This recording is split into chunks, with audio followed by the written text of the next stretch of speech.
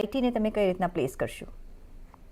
IT સેક્ટરને આપણે જોયું છે કે એઆઈથી કોમ્પિટિશન મળે છે.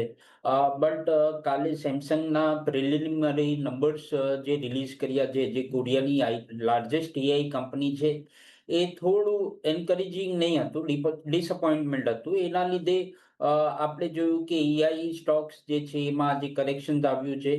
અને આઈટી હવે આપણે જોઈએ તો વેલ્યુએશન ઘણું બધું રિઝનેબલ થઈ ગયું છે.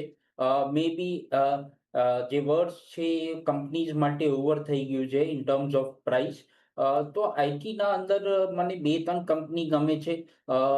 લાર્જ કેપની આપણે વાત કરીએ તો ટીસીએસ સારું લાગે છે, વેલ્યુએશન રિઝનેબલ છે, ડિવિડન્ડ યીલ્ડ બી સારી છે, પરફોર્મન્સ ને માર્જિન્સ બી સ્ટેબલ છે.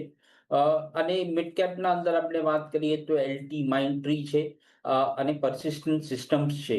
આ બંનેના બી વેલ્યુએશન સારા છે, ગ્રોથ સારી છે. અને પર્સિસ્ટન્ટની આપણે વાત કરીએ તો પર્સિસ્ટન્ટે એઆઈમાં એક્વિઝિશન બી કર્યું છે અને એઆઈ તરફ વધારે ઇન્વેસ્ટમેન્ટ કરી રહી છે.